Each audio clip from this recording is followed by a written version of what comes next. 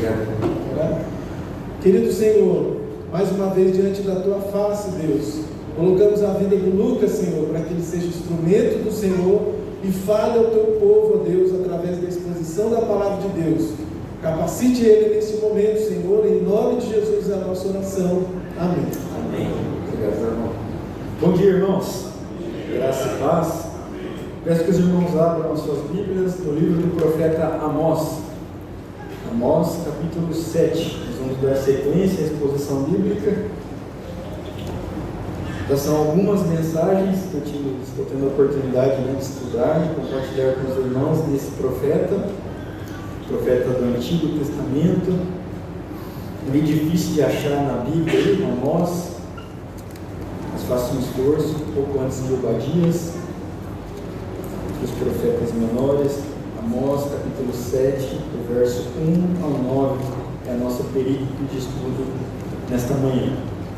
Para as crianças que têm o desafio de registrar o ensino de hoje, o profeta usa algumas coisas bem no cotidiano.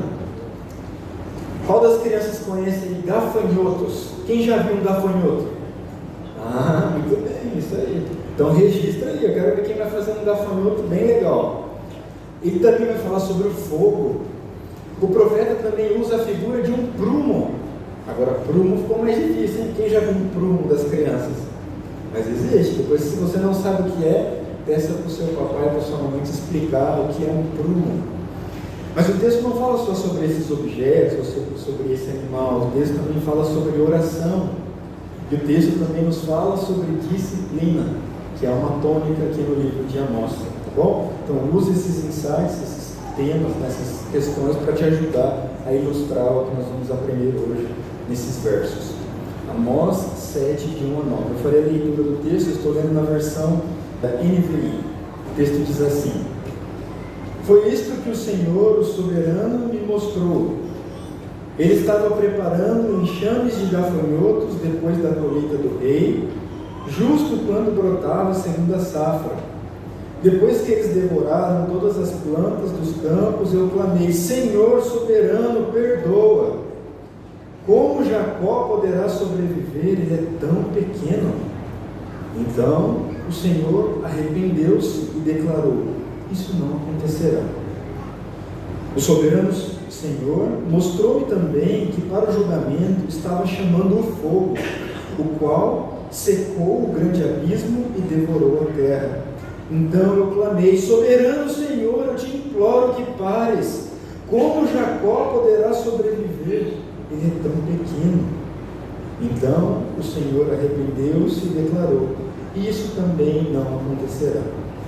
Ele me mostrou ainda isto: o Senhor com um prumo na mão. Estava junto a um muro construído no rugor do prumo. E o Senhor me perguntou: o que você está vendo, Amós? Um prumo, respondi. Então disse o Senhor: veja, estou pondo um prumo no meio de Israel, o meu povo. Não vou poupá-lo mais. Os altares idólatras de Isaque serão destruídos, e os santuários de Israel ficarão em ruínas. Com a espada me levantarei contra a dinastia de Jeroboão. Irmãos, nós contemplamos com os nossos olhos, nesse mês, o Ramadã. De 28 de fevereiro a 29 de março, 25% da população mundial celebra o Ramadã. O Ramadã é um evento no calendário muçulmano, no qual todo o povo islâmico acredita que Alá tenha revelado a Maomé o Alcorão. E nesse período, o povo muçulmano se dedica à prática do jejum, que se inicia no nascer do sol e que se encerra com o pôr do sol. O jejum nesse período, que é o 9º mês do calendário muçulmano, que é o Ramadã, é uma prática obrigatória no islamismo e é um dos 5 pilares que sustentam essa religião. Alguns dos outros pilares dessa religião islâmica são a profissão de fé, a peregrinação até a Meca, a doação para obras de caridade, a realização das orações diárias. Eles têm 5 orações, assim como o jejum, nesse período de Ramadã. E o povo islâmico acredita que essa prática os aproxima de Allah. Nós contemplamos com os nossos próprios olhos quase 2 bilhões de pessoas, de almas perdidas, vivendo em desobediência ao Deus único e verdadeiro, e que sem arrependimento estão condenados à ira santa e justa de Deus. E a minha pergunta é: o que você tem feito? O que eu tenho feito? Coreia do Norte. A Coreia do Norte, nesse ano de 2025, voltou à lista da nação que mais persegue cristãos no mundo. Kim Jong-un é um dos responsáveis por essa situação. Lá na Coreia do Norte, Kim Il-sung, que foi o fundador dessa ditadura, ele tem mais de 40 mil estátuas dele espalhadas por aquele país. E ele é considerado um ser divino, um ser infalível, assim como seu filho. E mesmo depois de ter morrido, ele continua sendo considerado como o eterno presidente do país. São 26 milhões de norte-coreanos, de almas perdidas, que estão vivendo em desobediência ao Deus único e verdadeiro, e que sem arrependimento estão destinados à ira santa e justa de Deus. O que você tem feito? O que eu tenho feito? Mas nós não precisamos ir tão longe. Na sua família, há pessoas vivendo em plena desobediência à lei de Deus, e que sem arrependimento serão condenadas à ira santa e justa de Deus. Pais, mães, irmãos, irmãs, filhos, filhas, o que você tem feito? Os seus amigos, o trabalho, os seus vizinhos têm vivido uma vida de desobediência à lei de Deus, e sem arrependimento serão submetidos à ira santa e justa de Deus por toda a eternidade. O que você tem feito? O que eu tenho feito? Amós, nos seus dias, contemplou algo parecido. Ele contemplou a injustiça, o pecado, a desobediência da nação de Israel. Eu convido os irmãos para, nesses versos que nós vamos estudar hoje, a compreender o que Amós fez. Vamos comigo. O texto começa, nos versículos de 1 a 3, mostrando uma visão. E a primeira visão que Amós tem ali é a visão dos gafanhotos e a misericórdia de Deus. Uma breve recapitulação antes dessa visão. O livro de Amós é dividido em 3 grandes partes. A primeira parte, ela contempla o capítulo 1 e o capítulo 2, que são oráculos contra as nações. Lembra, Amós era um pastor, ele era da cidade de Tecoa, ele vivia no campo, e ele está usando durante toda a sua profecia aqui, coisas que remetem ao campo. Ele fala que o Senhor ruge de Sião, referindo-se à mensagem de juízo de Deus. Ele condena todas as nações por suas práticas de desobediência, e no final dessa primeira parte do livro de Amós, ele confessa ali, ele expõe os pecados da nação de Judá e da nação de Israel. A segunda parte desse livro, ela contempla os capítulos de 3 a 6, que foram os últimos capítulos que nós estudamos. E é onde Deus, por meio do profeta Amós, faz diversos oráculos, diversas profecias contra Israel, condenando todas as práticas erradas que aquele povo estava fazendo. E agora nós entramos na última parte desse livro, que contempla os capítulos 7 a 9, nas quais Amós tem visões de destruição e da salvação final. E a partir desse capítulo, isso é maravilhoso, porque nós vemos no próprio livro de Amós, no capítulo 3, o verso 7, que ele diz o seguinte: certamente o soberano Senhor não faz coisa alguma sem revelar o seu plano aos seus servos, os profetas. Então Amós está recebendo uma visão de Deus do que aconteceria com aquela nação antes que isso acontecesse. E este intento de revelação nos transparece no versículo 1 desse capítulo, na parte A. Está escrito assim: foi isto que o soberano Senhor mostrou, ou seja, Deus revelou a Amós o que faria com aquela nação. E logo após essa expressão, nós vemos um oráculo acerca de uma praga de gafanhotos. No anúncio de Amós, a situação é preocupante, pois o próprio Deus estava preparando gafanhotos devoradores. Nós vemos isso bem claro aí. E estes gafanhotos, eles são enviados num período muito específico. Vejam aí no verso 1. Eles seriam enviados depois da colheita do rei, justo quando brotava a segunda safra. Ou seja, os gafanhotos seriam enviados exatamente na pior hora possível. E por que isso era ruim? Por que esse período era tão ruim? Porque exatamente nesse período em que os gafanhotos seriam enviados, na visão de Amós, era o período em que as primeiras colheitas já teriam sido feitas, ou seja, as primícias teriam sido já colhidas e entregues a Deus, entregue ao rei, e o povo ficaria sem nada, porque justamente na segunda safra, o momento em que o povo poderia colher para se alimentar, para alimentar os animais, isso seria destruído por meio dos gafanhotos. Nessa visão que Amós teve aqui, ele fala que ele viu que os gafanhotos tinham comido tudo. Eles devoraram todas as plantas do campo. E isso aumenta a calamidade dessa visão. Pois Amós está falando aqui que não sobraria nada.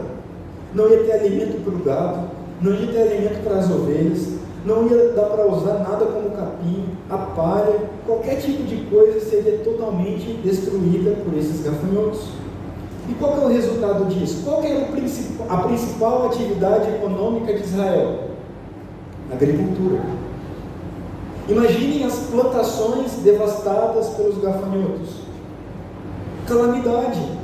O resultado seria fome, a consequência disso seria miséria, destruição, pois a sociedade vivia disso, o povo vivia do campo. Amós mesmo era um pastor de ovelhas, era um plantador de figos. Como eles subsistiriam como nação se Deus enviasse essa praga sobre eles? O profeta está se referindo aqui, irmãos, a um abalo completo da economia daquela nação. Todas as fontes de renda do povo seriam comprometidas. Essa praga dos gafanhotos seria devastadora, seria calamitosa. A situação seria gravíssima. E Deus estava revelando ao profeta por meio de uma visão que faria isso.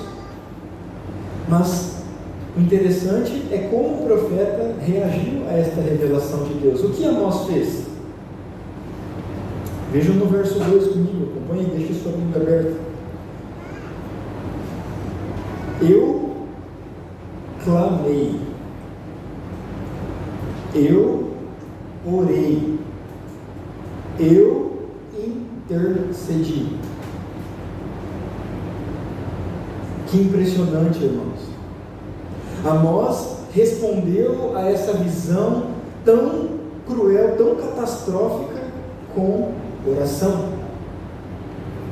Ele intercedeu, ele clamou a Deus em favor da nação que estava prestes a ser devorada pelos gafanhotos. Irmãos, que privilégio é este, o da oração? Que graça preciosa é esta do acesso ao trono de Deus para orarmos. para pedirmos, para chorarmos diante de Deus, e não apenas em nosso próprio favor, não apenas de forma egoísta, para o nosso próprio benefício ou visando o nosso conforto, mas que graça, que privilégio, que bênção é poder orar em favor dos outros. Aqui Amós orou em favor de Jacó, em favor da nação de Israel. Ele discerniu que a mão de Deus estava pesando sobre aquela nação, e ele então ora por aqueles irmãos. Foi isso que Amós fez, ele orou. Irmãos, ele orou de forma simples. Vejam o que ele fala aí no verso 2: Senhor soberano, perdoa. Perdoa. Como Jacó poderá sobreviver? Ele é pequeno. Essa foi a oração de Amós. Ele orou a Deus para que Deus perdoasse os pecados daquela nação. Ele disse, como nós vimos, como que Jacó vai sobreviver a esse juízo de Deus? Ele é tão pequeno. Amós reconheceu aqui, irmãos, através da sua oração, a maldade daquela nação. Amós reconheceu a sua fraqueza, a sua finitude, e ele suplicou por compaixão de Deus. E seguindo na exposição, como Deus reagiu à oração do profeta. Nós vemos isso no verso 3. Amós nos informa que o Senhor se arrependeu e declarou: isso não acontecerá. Agora ficou difícil. Deus se arrepende ou não? E aí? Por meio da teologia sistemática, nós aprendemos que Deus é onisciente, que Deus é santo, que Deus é soberano e imutável, ou seja, não é sujeito a mudanças no seu ser e nem nos seus planos. Leiam comigo aqui, que ele fala: o Senhor arrependeu-se e declarou: isso não acontecerá. E agora? Números 23, 19 diz o seguinte: Deus não é homem para que minta, nem filho do homem para que mude de ideia. Acaso ele fala e deixa de agir? Acaso ele promete e deixa de cumprir? Deus é imutável. 1 Samuel 15, 29 diz o seguinte: aquele que é a glória de Israel não mente, nem muda de parecer, pois não é homem para mudar de opinião. Pois bem, se Deus é imutável, Deus é onisciente, por que nesse verso nós lemos que Deus se arrependeu? O profeta faz uso aqui, irmãos, de um termo conhecido teologicamente como, é difícil, antropopatia. O que isso significa? Atribuir sentimentos humanos a Deus. Segundo John Stott, na Bíblia nós encontramos duas questões muito similares: o antropomorfismo e a antropopatia. Eu sei que são palavrões, mas são importantes. As expressões antropomórficas significam quando nós atribuímos a Deus características humanas, como por exemplo, os irmãos vão se recordar, na Bíblia não há expressões dos olhos, da boca e dos ouvidos de Deus.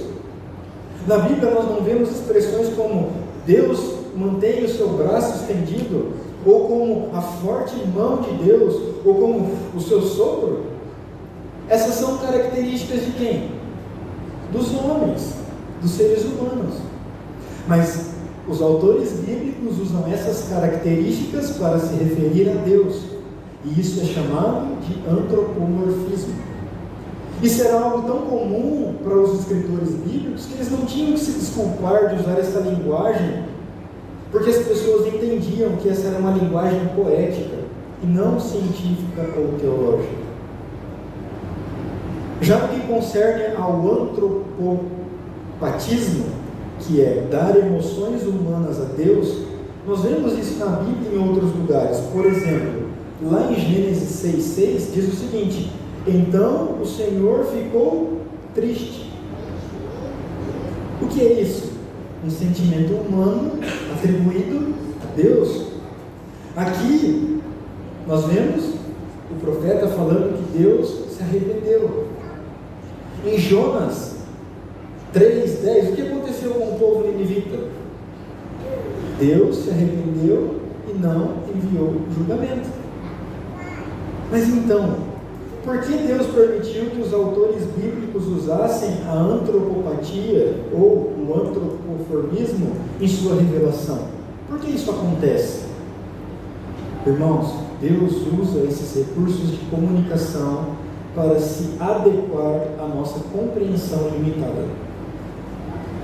Deus usa esses recursos de linguagem para que nós, como seres humanos finitos, limitados na nossa capacidade de entendimento, possamos compreender a sua mensagem. É por isso que nós vemos essas expressões na Bíblia. Um teólogo, A.W. Pink, ele diz o seguinte: quando fala de si mesmo, Deus frequentemente acomoda a sua linguagem às nossas capacidades limitadas. Deus se descreve a si mesmo como revestido de membros corporais, como olhos, ouvidos, mãos, entre outras coisas.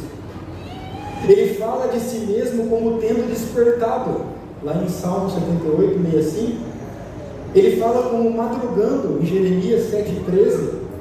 Deus refere-se a si mesmo como um Deus que não cochila e nem dorme. Quando ele estabelece uma mudança em seu procedimento para com os homens, ele descreve a sua linha de conduta como eu me arrependi. Mas nós temos que entender isso, em suma, como o arrependimento de Deus não ocorre por causa de qualquer mudança nele. Deus não muda, mas por causa de nossa mudança para com ele. O homem sim muda, o homem é pecador, Deus não erra. Um outro aspecto que nos ajuda a entender essa expressão de que Deus se arrependeu é olharmos para o texto na sua língua original. O verbo usado para o arrependimento aqui, quando se refere a Deus, não é o mesmo verbo utilizado para o arrependimento humano. No original, o verbo que se refere ao arrependimento de Deus, ele é naham, que dá a ideia de pesar o coração. Já o verbo que é utilizado quando se refere ao arrependimento dos homens é shuv, que significa voltar-se, arrepender-se, que tem relação, que é um sinônimo, que é equivalente à palavra grega metanoia, que significa mudança de mente, conversão. Ou seja, essa palavra metanoia ou shuv não é atribuída a Deus. O termo utilizado aqui é naham, que significa pesar de coração, e não conversão, arrependimento, mudança de direção. Isso nos ajuda a entender essa expressão.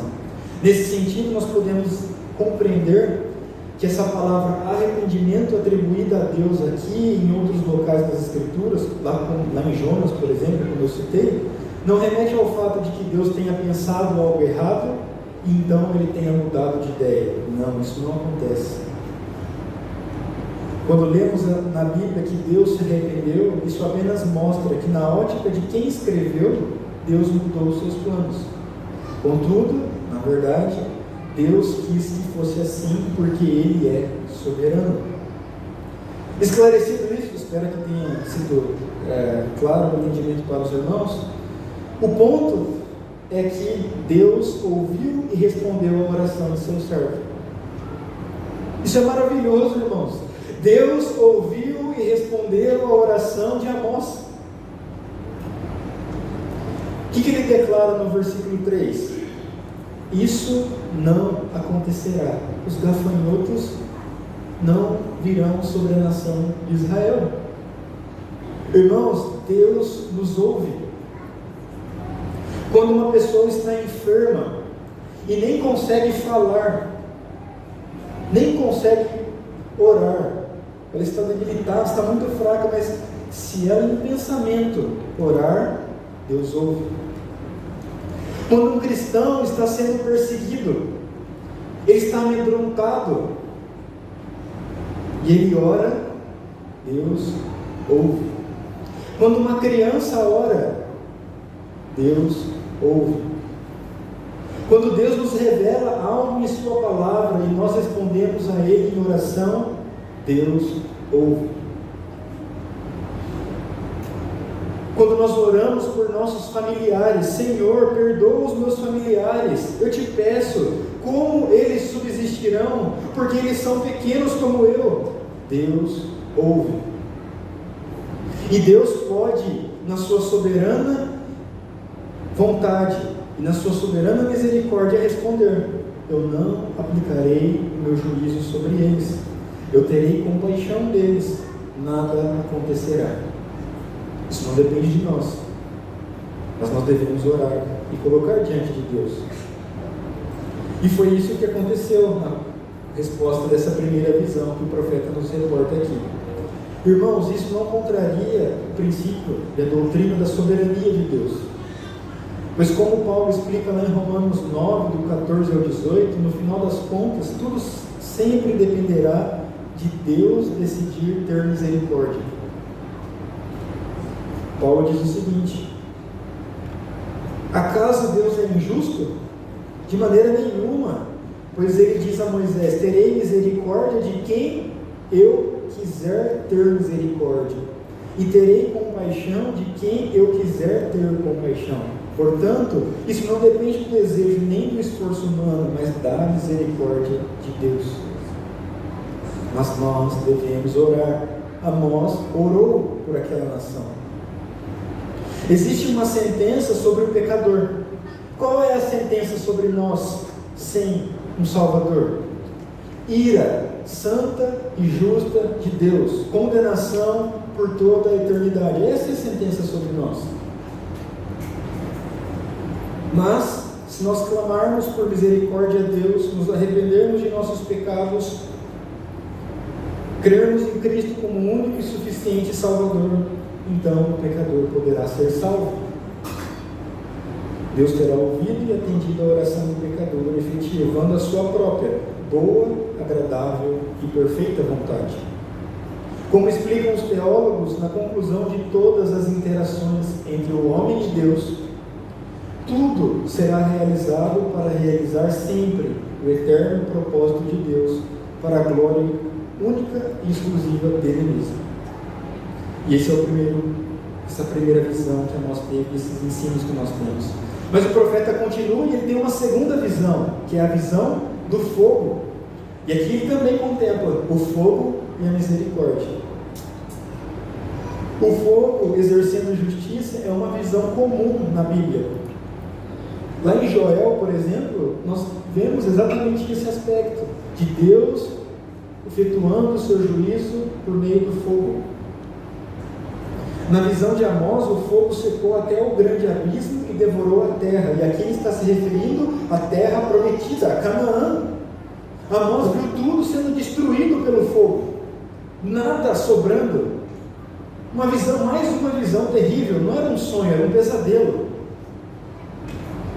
E diante dessa visão, o que Amós fez? Ele orou novamente.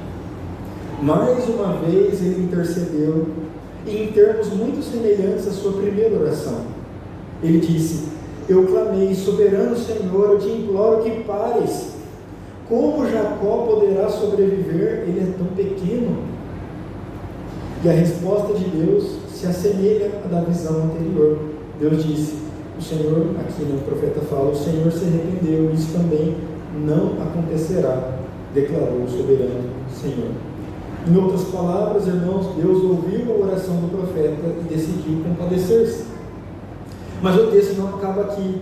Nós temos a sequência, os versos 7 e 8 nos dizem que Deus avaliaria e não pouparia Israel. Deus é mostrado aqui, dos versos 7 e 8, junto a um muro construído no rigor do prumo. E Deus está prestes a avaliar a retidão de Israel. Para que serve um prumo? Eles que gostam de obras aí, de construção civil, vão saber para que serve um prumo. O prumo é um instrumento que ele é constituído de uma peça de metal, uma pedra, que fica suspensa por um fio para determinar alinhamento, direção, retidão. Um pedreiro sem um prumo, esquece, não vai dar certo. Uma casa construída sem o prumo vai ficar torta. Deus usaria o prumo com Israel. Deus colocaria o prumo no meio de Israel. Deus averiguaria aquela nação. E Deus diz que não lhes pouparia mais. O verbo aqui traduzido por poupá-lo significa que Deus não passaria por alto, não os deixaria impune.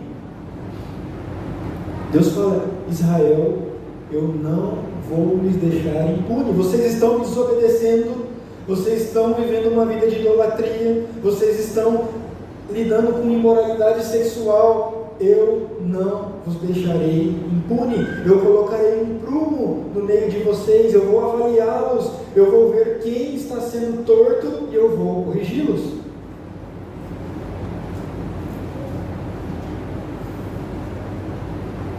Além disso, no verso 9, na parte A, nós vemos que Deus também daria cabo de toda a idolatria religiosa. Olha o que diz o verso 9 no seu princípio: os santuários locais de Isaac serão destruídos, e os santuários de Israel ficarão em ruínas.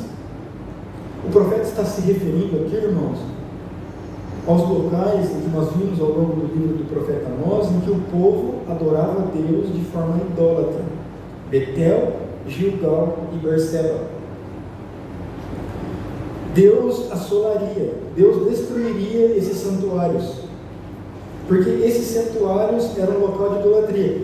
Para os irmãos terem uma ideia, nesses santuários tinha um bezerro de ouro.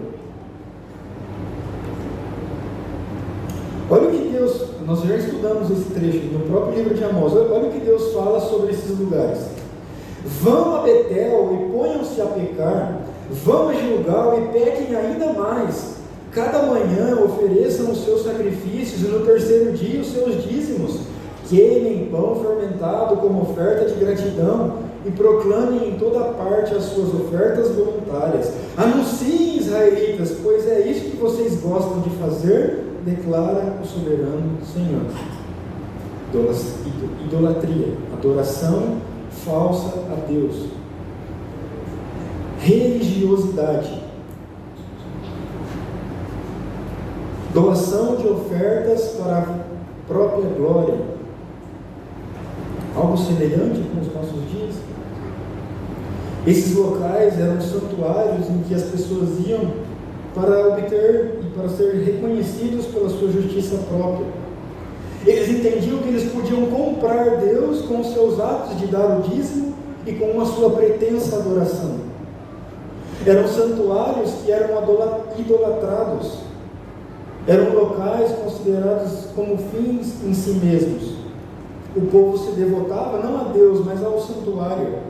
E ao mesmo tempo em que não se convertia a Deus, não atentava para o juízo e a justiça de Deus. O profeta Amós está falando, irmãos. Nós vimos em todos os últimos capítulos: povo de Israel, se arrependa.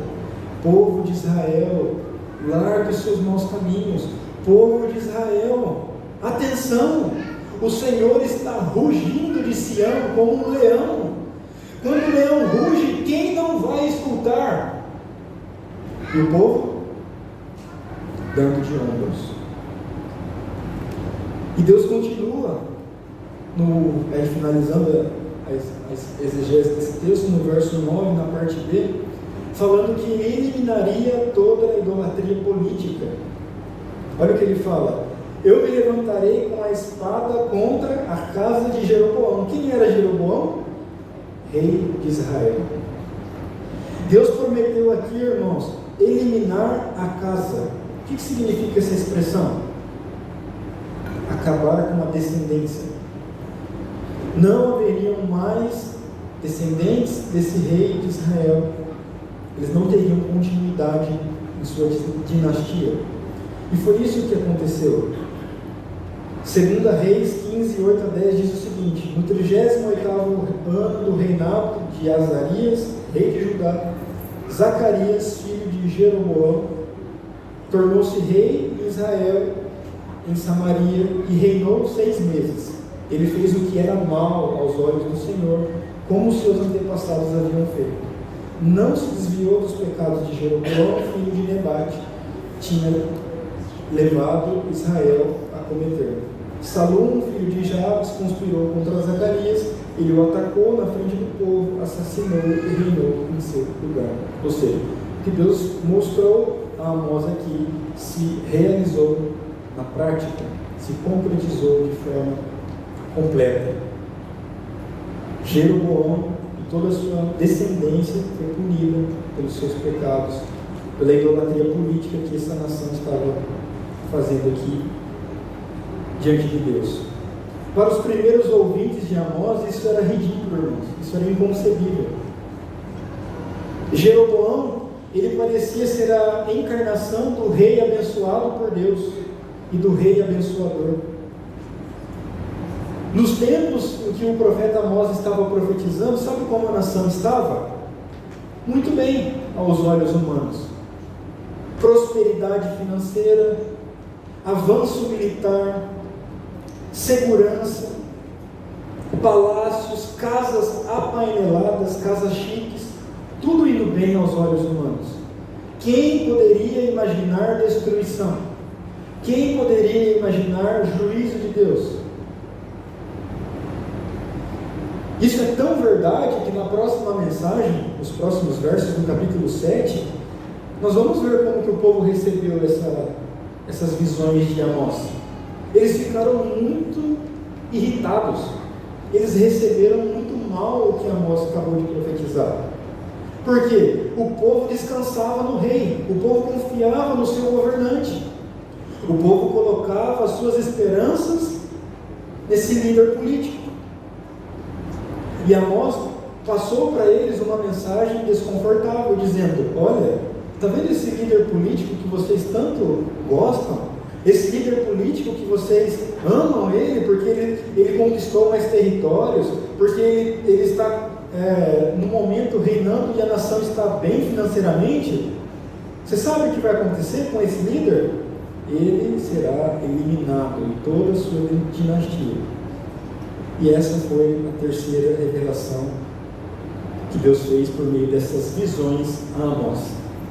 Concluindo, irmãos, com algumas aplicações a respeito do que nós estudamos hoje, Amós 7, de 1 a 9, nos informa que, em primeiro lugar, vale a pena buscar a Deus em oração, intercedendo em favor dos outros.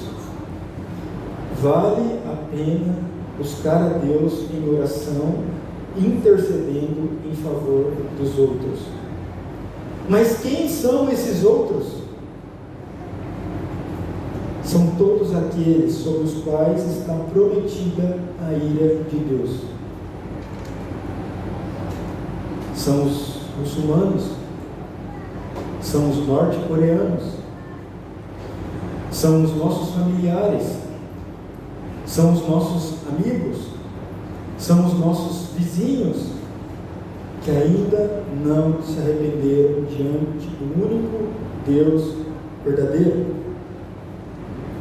Irmãos, Deus está irado com os pecadores. Deus promete castigá-los. Deus promete derramar fogo sobre os pecadores eternamente. Mas a minha pergunta é: nós já oramos em favor daqueles que não obedecem aos preceitos da Bíblia? Você já orou? Você tem orado? Eu já orei? Eu tenho orado por essas vidas? Nós temos orado, por aqueles que pensam diferente de nós, daqueles que enxergam o mundo de um modo distinto. Nós temos orado por aqueles que votam num partido diferente. Isso é importante, irmãos. Nós precisamos orar pelos outros, pelo seu arrependimento. Nós oramos por essas pessoas como Amós orou, pedindo a Deus que perdoe, que Deus cesse a sua ira, senão elas não subsistirão. Nós oramos em favor dessas vidas com lágrimas nos olhos, consideramos que elas são tão pequenas quanto nós, e que se não tiverem a misericórdia e a graça de Deus sobre a sua vida, elas perecerão eternamente. Irmãos, a oração faz diferença. Nós podemos e nós devemos praticar a oração de intercessão. Nós temos de clamar a Deus para que Ele tenha compaixão daqueles que não conhecem o Evangelho do Senhor Jesus Cristo. Essa é a primeira das lições que nós aprendemos com esses versos do profeta Amós. A segunda e final aplicação a respeito desse texto é que Deus deve ser louvado, tanto pela sua graça quanto pela sua justiça. Deus deve ser louvado, tanto pela sua graça quanto pela sua justiça. Irmãos, você já agradeceu a Deus por isso hoje? Você já agradeceu a Deus por Ele ser justo? Você já agradeceu a Deus por Ele ser santo? Você já agradeceu a Deus pelo fato de que no dia final, ao invés de receber ira sobre a sua vida, você receberá o galardão eterno, vida eterna com Cristo Jesus, pela obra salvadora em nosso favor? Você já agradeceu a Deus por Ele ter endireitado a sua vida? Deus tem um prumo na mão, e Ele, assim como avalia a nação de Israel, nos avalia. Isso nos informa, em primeiro lugar, que nós não somos um nada diante de Deus. Deus não nos considera insignificantes, nem um mero dado estatístico. Uma das doutrinas centrais do Antigo Testamento é que Deus vê. Na quinta-feira nós estudamos um texto que diz que Deus sonda o nosso coração. Deus conhece os nossos pensamentos. Deus conhece as nossas motivações. Tudo aquilo que nós fazemos e até o que nós deixamos de fazer, até aqueles pecados que nos são ocultos. Como Davi afirma no Salmo 19, Deus vê. Uma vez que isso é assim, irmãos, que tal nós desistirmos de nos escondermos de Deus? De fugirmos da presença dEle por conta do pecado? Irmãos, tentar fugir de Deus é algo inútil. É melhor nós deixarmos que Deus nos encontre, sermos avaliados, para que Deus avalie-nos com o seu prumo e veja se em nós há algum caminho torto e nos ajude a nos endireitarmos. A Bíblia de Genebra explica que muitos interpretam essa frase, a que Deus tinha um prumo na mão, como uma referência de que Deus nos avalia de modo justo pela sua própria lei. No Antigo Oriente Próximo era necessário avaliar regularmente se os muros eles eram levantados a prumo. Isso era uma prática, até hoje acontece.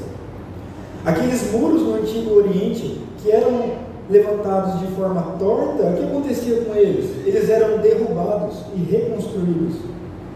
Mas aqueles que se sustentavam com um bom alicerce, que eram erguidos em retidão, eles eram mantidos.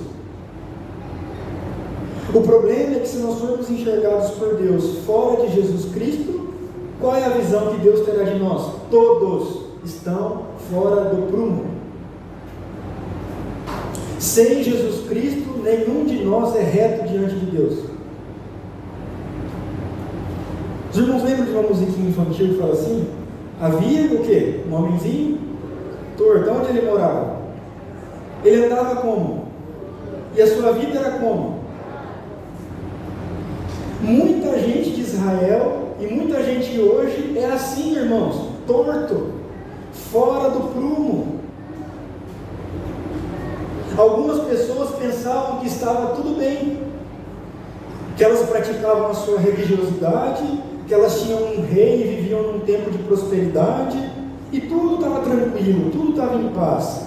E nós hoje corremos o mesmo risco.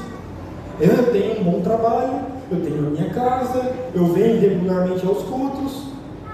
Se nós não nos arrependermos verdadeiramente, não nos voltarmos a Jesus Cristo, nós receberemos ira santa e justa de Deus.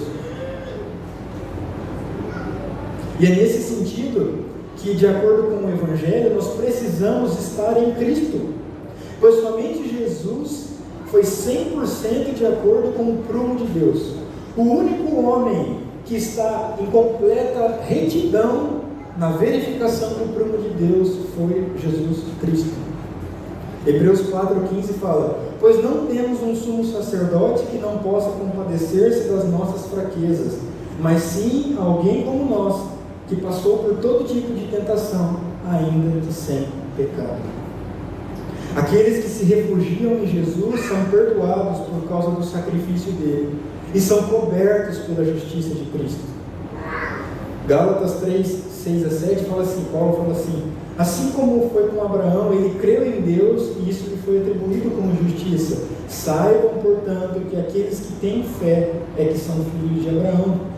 Gálatas 3,11, Paulo diz que é evidente que diante de Deus ninguém é justificado pela lei, mas o justo viverá pela fé, e a fé no Filho de Deus. Em outras palavras, irmãos, quando nós cremos em Jesus Cristo, nós somos espiritualmente aprumados. E aí nós retornamos ao cântico. O que fala depois? Um dia o homenzinho torto, o que aconteceu com ele? A Bíblia ele encontrou. E tudo que era torto na sua vida, o que aconteceu? Jesus endireitou. Jesus. Irmãos, vamos confiar em Jesus hoje. Vamos invocar o nome do Senhor Jesus Cristo, nosso Salvador, hoje. Vamos retornar, vamos abandonar o pecado e viver uma vida de santidade e retidão em Cristo, hoje. Israel insistiu na sua idolatria, insistiu nas suas práticas pecaminosas, e o que aconteceu? Deus executou a sua sentença de juízo sobre Israel. A sentença de juízo está sobre nós, se nós continuarmos insistindo em nossos pecados. Mas se nós crermos em Jesus hoje, nós seremos libertos desse juízo. E eu finalizo com as falas do próprio Jesus. Em verdade lhes digo que quem ouve a minha palavra e crê naquele que me enviou tem a vida eterna e não será condenado, mas já passou da morte para a vida. Amém, irmãos? Vamos orar. Senhor nosso Deus, obrigado pela sua palavra, obrigado, Senhor, pelos ensinos que o Senhor nos traz por meio aqui do profeta Amós.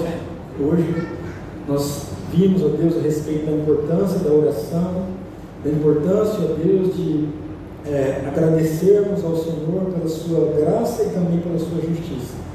Nos ajude, ó Deus, a praticarmos isso em nossas vidas, a orarmos ao Senhor pelas almas perdidas, a termos compaixão, Pai, daqueles que estão vivendo nos maus caminhos e estão condenados à perdição eterna. Ó Deus, também nos ajude a refletirmos sobre nossa própria vida, a olharmos para a sua palavra, Deus, e identificarmos, ó Pai, se estamos em retidão ou se estamos vivendo de maneira torta diante do Senhor.